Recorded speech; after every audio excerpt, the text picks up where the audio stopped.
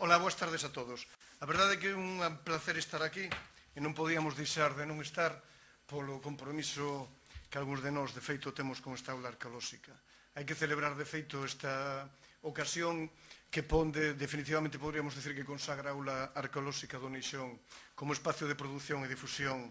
de coñecimento e pensamento arqueolóxico. Ben, eu, efectivamente, tócame falar desta temática, paisaxe monumental da Serra do Barbanza, da cal penso que moitos dos asistentes están, de feito, sobradamente informados do tipo de posicións ou interpretacións que teño mantidos aos respectos de fai algún tempo. A presentación debo engadir inmediatamente que, aparte de estar desenrolada con Vitoria Villoch, con que tiven o placer desde fai tempo de traballar nesta temática, foi, durante o proceso de elaboración da mesma, apareceu casi como inevitable tamén contar con a nosa compañeira Patricia Mañán Borrazás, polo cal, aunque non figura no programa, debemos tamén contala a ela como autora do mesmo. Ben, quero comenzar, de feito, con unha cita que me atopei outro día nun periódico cando estaba a preparar, a comenzar a pensar nesta presentación, e penso que, de feito, sobradamente significativa, e podémoslo traer a colación precisamente no momento en que temos que falar de monumentos, porque é unha cita de Luigi Pastor, un dos fundadores del Manifesto, periódico italiano inicialmente do PCI, que casi nos recorda, incluso para aquelas obras humanas que están pensadas como foron os monumentos, calquera tipo de monumento, para durar e permanecer, pese a todos nos recorda a tremenda provisionalidade destas obras. Ben, sobre esa base, quero rapidamente desenrolar unha presentación cuyos contidos esenciales son estos. En beneficio dun público que, en parte, tamén entendo constituído por persoas que se aproximan á arqueoloxía con curiosidade, creo que é necesario desenrolar de partida algunhas nocións sobre a paisaxe como valor natural e cultural, para despois falar dos problemas que ten moi rapidamente, ou das alternativas que hai para a xestión da paisaxe cultural que precisamente recoñecemos a partir da obra de diferentes disciplinas e particularmente neste caso da arqueoloxía, e despois centrarnos xa no que é a paisaxe monumental da Serra de Barbanza. Quería ter desenrolado un paralelo para facer finalmente unha certa evocación sobre o posible significado histórico e cultural desta paisaxe, pero este paralelo quedoume moi pobre por un motivo que comentarei máis tarde. Ben, unhas rápidas referencias sobre este tema, a paisaxe como valor natural e cultural. Nesta diapositiva, engado, non vou a glosar con detenimento en beneficio da brevedade, pero aquí recollemos algunhas definicións estándares do concepto de paisaxe que esencialmente nos levan todas elas a plantexar, a recoñecer que o paisaxe é o resultado da interacción dos humanos, é dicir, do mundo social, co medio que o rodea. Ben, sobre esa... A partir desa noción é posible, igual que se pode falar do paisaxe desde outro tipo de posicións e de disciplinas, é posible así mesmo, incluso diría, é necesario así mesmo, falar do paisaxe do seu punto de vista do seu valor arqueolóxico, do seu valor histórico. Porque a paisaxe surde, de feito, como unha entidade que engloba diferentes tipos de valores culturais, ademais dos naturais. Ben, compre entón recoñecer e recordar que o paisaxe é resultado da actividade humana, tanto de carácter social ou económico como simbólico, e a actividade humana e máis a paisaxe están en directa interrelación, é dicir, a paisaxe representa o tipo de actividade humana que temos e viceversa. Esta actividade humana, en certa medida, se modela a partir da paisaxe que vai construindo. En segundo termo, tamén quero destacar unha idea que temos desenrolados de fai tempo, que é o paisaxe creado según o patrón de racionalidade de cada sociedade. Así seña o modo de estar na vida, a forma de estar no mundo, o patrón de pensamento, en definitiva, modélase tamén a diferente tipo de acceso de interacción ca paisaxe, polo tanto, se produce a paisaxe mesma dun xeito ou de outro. Ben, postos así as cousas, a paisaxe funciona como un documento histórico que nos ilustra sobre a relación e os aspectos sociais que modelaron o paisaxe, a relación entre os humanos e o medio, os aspectos sociais que modelaron a paisaxe en diferentes momentos históricos ou prehistóricos, que é o que nesta tarde nos ocupa. Perdón, pero penso que xa sabedes que o ratón inalámbrico a veces vai un pouco... Aí está. Ben, esa última idea penso que xa está sobradamente dita, entón non é... Ben, a partir do anterior, ten surdido nos últimos anos cada vez como é máis importante, tanto en Galicia, en España, en Europa, de feito no mundo inteiro, a necesidade de pensar no paisaxe como... Se iso debe ser unha suxerencia onírica da paisaxe, non sei. Ben, a necesidade de pensar na paisaxe como problema de xestión e tamén como, sobre todo, figura da xestión territorial. O se a cada momento empeza a ser máis importante, máis urxente, de feito, poder artellar instrumentos axeitados para poder identificar, conservar e proteger as paisaxes históricas que nos veñen dadas ata lo de agora.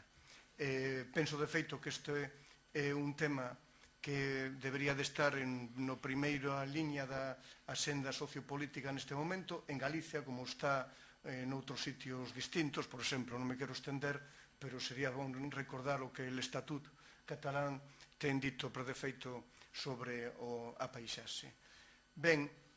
isto leva precisamente a UNESCO desde fai tempo a plantexar a necesidade e o medio para proteger os espacios que agregan ao seu componente natural unha especial peculiaridade cultural, unha especial pegada histórica. Dese xeito, de feito, se supérase a noción inicial de sitio, de monumento, de ben, ou digámoslo en arqueoloxía, de xacemento, para pasar, en cambio, a unha noción que integra paisaxes... non quero aparecer. Aí está. Unha noción que integra varios xacementos, monumentos distintos dentro da figura da paisaxe cultural. Se un pensa nas murallas de Lugo ou no Camiño de Santiago como dous exponentes diferentes, como dous tipos diferentes de patrimonio cultural, e pensa a sí mesmo as súas peculiaridades e diferencias, dase conta realmente da diferencia que hai entre tratar ou vencellarse cun elemento a escala sitio ou cun elemento a escala paisaxe. Todas estas reflexións e elaboracións teñen levado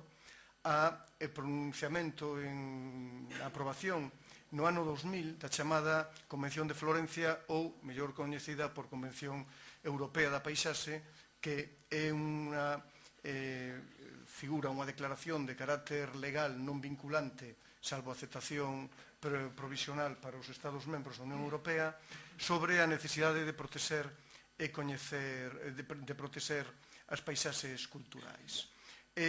A Convención Europea da Paisaxe, permitidme que me estenda aínda para facer outra nova consideración, a Convención Europea da Paisaxe penso que vai ter no medio plazo o mesmo tipo de influencia en todas as disciplinas, en todo tipo, en todas as prácticas que teñen que ver ca paisaxe, que tivo no ámbito da patrimonio cultural arqueolóxico, máis concretamente no ámbito de arqueoloxía, a declaración, a Convención Europea, a Convención de Malta, sobre a protección de patrimonio arqueolóxico do ano 85. A partir desa convención, como saben moitos dos compañeros arqueólogos presentes, abriuse de feito unha nova ámbito de experiencia, de prácticas, incluso de posibilidades de accións no campo da arqueoloxía, que ten mudado esta totalmente nos últimos 20 anos. É certo, por iso quero resaltar o paralelismo, que o efecto da Convención de Malta tardou aínda en chegar á arqueoloxía hasta o punto de que en moitos casos foron precisos casi 10 anos desde 85 hasta 95, para que empezase a ser coñecida e mínimamente asimilada a Convención de Malta. Supoño que a Convención Europea da Paisaxe vai camiño de pasar o mesmo.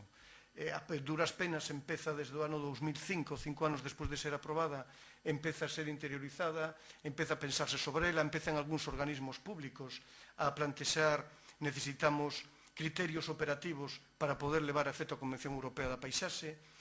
empezan diferentes tipos de organismos a pensar a ver como podemos identificar as paisaxes históricas ou culturais, que a caracterizan, como as podemos protexer, etc. Supoño que nos próximos 5 anos vai se dar xa un desenrolo de tipo metodolóxico, incluso normativo, en diferentes Estados membros da Unión Europea neste ámbito e veremos como nos 10 seguintes a Convención Europea da Paisaxe pasa a ocupar un primeiro punto na senda sociopolítica.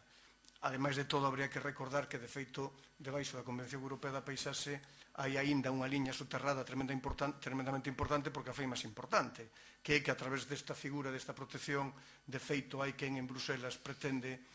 pensa que se pode reconvertir a PAC, a Política Agraria Común,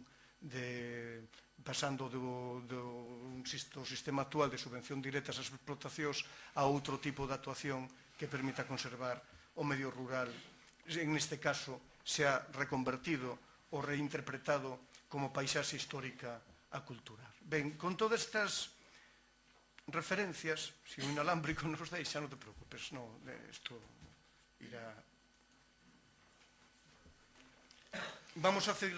aproximarnos hacia a paisaxe de Barbanza simplemente mostrando unha serie de diapositivas que mostran a variabilidade dos modelos universais de paisaxe, desde algunhas cousas que son case paisaxes postindustriales como o Mineiro Román que plantexábamos inicialmente, hasta algunhas realidades concretas como o paisaxe da fortificación, ou cheguemos, por exemplo, ao caso das paisaxes agrarias que son o exemplo sobranceiro hasta chegar ao mundo industrial de paisaxes realmente xeneradas por unha actividade de carácter funcional que remata artificializando, como é o caso case de calquera destas diapositivas, a totalidade do espacio. Pero antes de chegar a estes ámbitos, hai outros modelos da paisaxe. A estes ámbitos chégase precisamente, como saben moitos dos presentes, a través da actividade monumental megalítica, que é do que queremos falar aquí, pero antes de que se empecen a construir os primeiros monumentos, hai outro tipo de paisaxes que a través do rexistro antropolóxico etnográfico podemos chegar a identificar incluso como precedentes ou precursoras do ámbito da primeira paisaxe monumental artificial. Estas formas antergas de paisaxe, aínda que en moitos casos sobrevivintes en outros paisaxes posteriores, involucran, por exemplo, e fundamentalmente grandes accidentes naturais, accidentes sobranceiros, auténticos espacios sagrados ou que eu teño chamado en algún momento monumentos salvaxes como xeito precisamente de organizar o medio. Bueno, este é especificamente xa nun momento un pouco posterior ou anterior no que se empeza de xeito aínda moi tenue a artificializar o medio, encontramos entre sociedades cazadoras recolectoras a utilización de penedos naturais, meirande parte das veces non artificializados ou outras veces artificializado como este, con base exclusivamente en certas pinturas que con tempo desvaneceránse, e digo, empezase a facer unha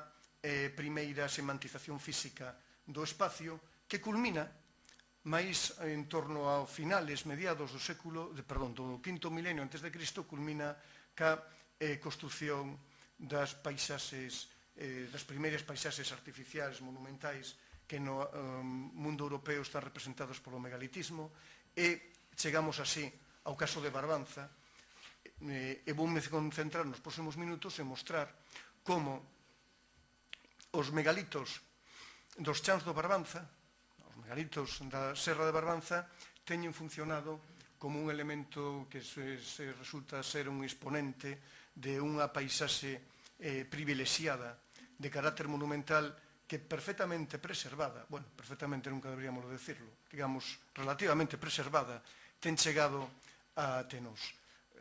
Por certo, farei un inciso relativamente preservada para mostrar, por exemplo, nesta mesma diapositiva aquí, como, despois de estar moitos decenas de anos sin sufrir, sin experimentar ningún tipo de agresión, sin embargo, nos últimos anos teñen empezado a haber tentativas de reforestación que modificarían de unha vez e definitiva precisamente a morfoloxía desta paisaxe. Ben, as formas que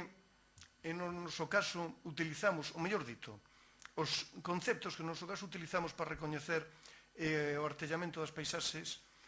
prehistóricas oscilan fundamentalmente a carón de 4 conceptos esenciais. O primeiro é o emprazamento, decir, como e onde se dispón no espacio. O segundo é a visibilidade, é dicir, as relacións de visibilidade entre estes tipos de elementos, porque as relacións de visibilidade se establecen relacións tamén significativas, para o cal utilizo como exemplo esta necrópolis de mausoleos funerarios no centro da India, ou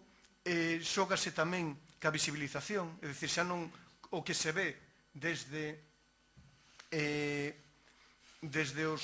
diferentes monumentos ou elementos que se analizan, sino como estes son vistos. De feito, novamente, esta diapositiva é moi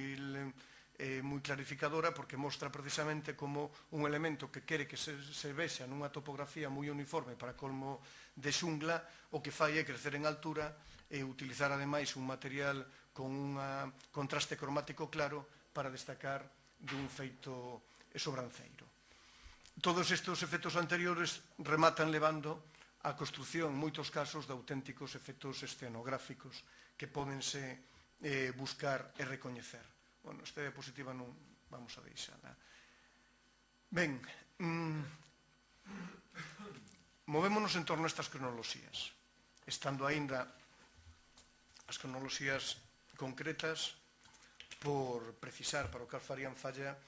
non só estudos máis exhaustivos, sino un tipo de estudos que agora mesmo para o tipo de aproximación que quero plantexar non son especialmente importantes. Ben, as mamos da serra, perdonade que penso que xa lle ten pasado aos compañeiros desta mañá, pero me despisto un pouco o inalámbrico pola velocidade coa que vai pasando. Ben, as mamos da serra aparecen con unha morfoloxía variada, tanto de emprazamentos como de formas, etc. Tedes aí simplemente un mosaico que recorda os seus diferentes valores. Ben, estas mamos intégrasen, como decíamos antes, nunha paisaxe desde o puro punto de vista de que precisamente xugando ca localización, co emprazamento, coa visibilidade de cada elemento e coa visibilización deses elementos, as mamos empezan a desempeñar unha función, un papel, se queredes, de carácter paisaxístico. Fixadevos, por exemplo, nestes 3 túmulos aquí, e máis acolá, que situados a diferentes distancias, a considerables distancias unhas de outras, en cambio, permiten o que podemos chamar como semantizar artificialmente o entorno e ordenar a visión, ordenar a experiencia dese entorno. Bueno, estas mamas, como ben coñecidos, son monumentos, enterramentos monumentais que nos chans de Barbanza esencialmente compoñen unha piña moi axeitada, moi forte, de máis de 30 túmulos que teñen ese patrón de distribución que tedes aí marcado. Está representado tamén nesta diapositiva unha diferencia entre os puntos amarelos e os puntos azules, que é unha diferencia tipolóxica dos dous tipos esenciales e radicalmente distintos de monumentos tumulares que temos nos chans de Barbanza. Os amarelos son cámaras e, sobre todo, túmulos típicos, como que está aí seccionado na parte superior da diapositiva. En cambio, os azules son o monumento que algúns dos presentes incluso coñecerán ou incluso teñen escavado neles, do tipo que chamase precisamente nos chans do Iroite Pedra da Sesta, é dicir, uns túmulos moito máis pequenos que tendense casi a confundir precisamente co entorno pola súa escasa prominencia e monumentalidade e que teñen camaretas megalíticas que xa non son grandes cámaras, sino pequenas cistas. Delas hai un pequeno puñado delas na serra que, como digo, están aí parte deles marcadas en azul. Ben, antes de volver sobre esta distribución, quería destacar algo tremendamente importante, que é a función, que é o carácter que ten a Serra de Barbanza, esa unha reconstrucción 3D da mesma desde un lateral, que ten a Serra de Barbanza como espacio sobranceiro, como elemento que chama incluso a longa distancia a atención pola súa prominencia e súa morfoloxía especial. Un pode vir, por exemplo, desde Santiago e nalgún momento aparece xa claramente o farallón dos chans do Iroite individualizado dun xeito que marca algún tipo de énfasis dentro do que é a percepción do entorno xeral. Ben, perdón, aí va. Ben, justaponendo precisamente a construción de túmulos e mámoas a esta paisaxe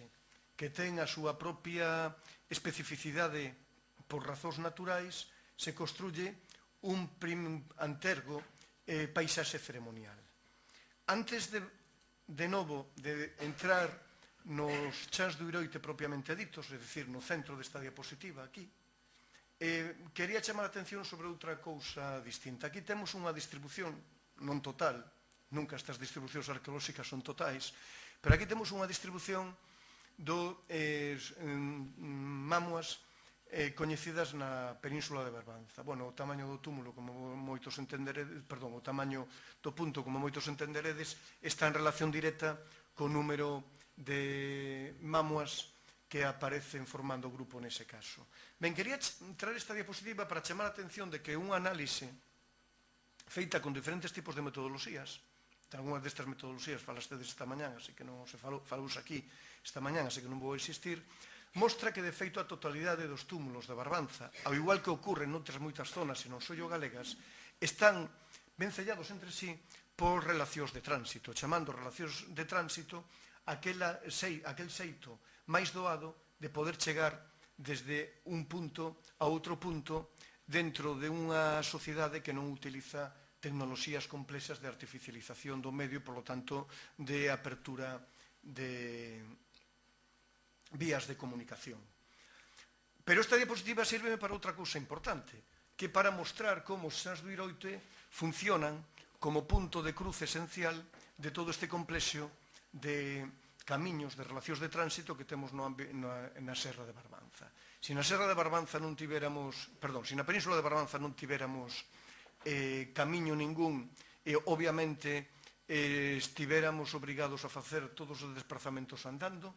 calquera de feito senderista ou calzador recolector recoñecería que a mellor forma de atravesar Barbanza dun cabo a outro é subirse a esta serra e, unha vez que este no centro da serra, coller a máis doada divisoria de augas para baixar hacia o punto ao cal quere chegar. E ese é de partida a función seguramente importante que estivo detrás, non que xugou, fixadevos a precisión, senón que estivo detrás do privilexio da zona da serra dos chans do Iroite como espacio ritual sobranceiro. Ben, dito isto, entón, este é un diagrama xa feito fai anos para destacar este aspecto precisamente de collado e de cruce. Dito iso, vamos a entrar daquela nunha análisis máis rápida, máis detallada, pero rápida, do espacio dos chans do Iroite. Aí temos, en principio, algunhas diapositivas que destacan algunhas das ideas nas que teño insistido ata o de agora. En primeiro lugar, unha diapositiva no que inténtase marcar como as relacións visuales entre os túmulos marcan exactamente as relacións máis doadas de tránsito entre eles. Penso que se está a mirar o o reloxo. Pero, bueno, comezaxe un poquinho máis tarde. Ben, pero non, iremos rematando. Ben, as relacións de intervisibilidade, de feito, aproveitan, isto é outra cousa que hai que destacar, aproveitan os diferentes elementos naturais. Quería agora destacar que, de feito, fixademos no corte topográfico inferior, a totalidade dos túmulos de Barbanza organízanse, cando os poñemos sobre o corte topográfico, organízanse con un patrón moi doado, moi claro, doado de ver, no que se van sucedendo emprazamentos altos e baixos, nos que se van sucedendo un tipo de emprazamento que permite, case que sempre, desde un túmulo, ver o inmediato seguinte, e desde algún deles, ver boa parte dos túmulos, incluso casi todos os túmulos da serra. Ben, este xogo de intervisibilidades está aquí marcado como funciona para diferentes tipos de escenarios, de escenas megalíticas que podemos ter en Barbanza. Por exemplo, se chegadas ao punto inicial deste conxunto, o que vades a ver é a diapositiva que está marcada arriba de todo. Se subides a segunda diapositiva, a segundo túmulo que temos nesta diapositiva, o que vades a ver é a súa vez este escenario que tedes aí, no que se individualiza unha boa mistura de túmulos distintos. E se baixades de feito de novo a unha zona deprimida, o tipo de visibilidade que vades a ter volve a ser de carácter lineal e únicamente se distingue un túmulo ou como moito un par de túmulos distintos. Bueno, a interpretación que podese facer a partir de aquí é de que manexando de xeito tremendamente cuidadoso o patrón de emprazamento dos túmulos, os seus construtores, o que fixeron en realidade foi non só construir enterramentos colectivos, facer monumentos funerarios para os seus mortos, para os seus antergos, sino que fixeron incluso algo máis, incluso diría máis importante, que foi construir un paisaxe ritual, unha paisaxe ritual organizada que ten o dubidoso mérito de ter chegado hasta nós con un nivel de integridade relativamente doado. Bueno, esta paisaxe ritual organizada baséase, como decíamos, na utilización de elementos artificiais que, a súa vez, rentabilizan ou reusan características naturais especiales. Por exemplo, esta paisaxe, que ten un patrón esencial que é o que está representado xeométricamente nese diagrama da esquina inferior esquerda, esta paisaxe utiliza sobre todo o feito de que dentro dela se suceden unha serie de outeiros, tamén chamados a veces chans, en cuyo cumio superior atópase precisamente unha mámoa concreta. E, ademais, cando cartografiamos precisamente estas mámoas concretas, que é o que vemos? Que dúas delas están marcando un ese, o ese principal de todo este espacio, e as outras dúas delas sobranceiras, esta que temos en primeiro termo máis a que está en último término, marcan o centro visual máis prominente da mitade septentrional e da mitade meridional. Bueno,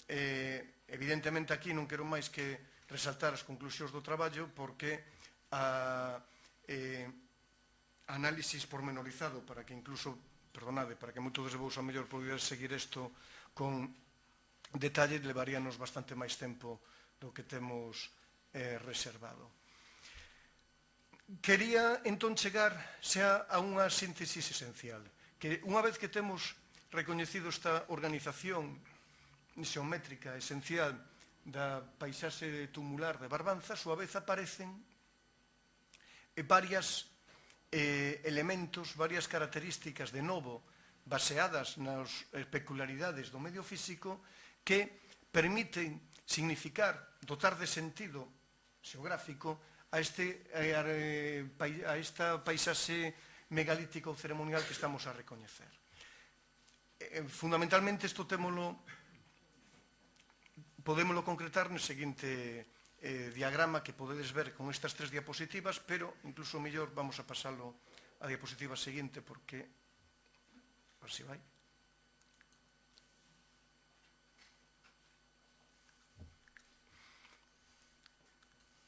porque se verá de xeito incluso máis grande. A parte central pola que vai a liña, será a espina esencial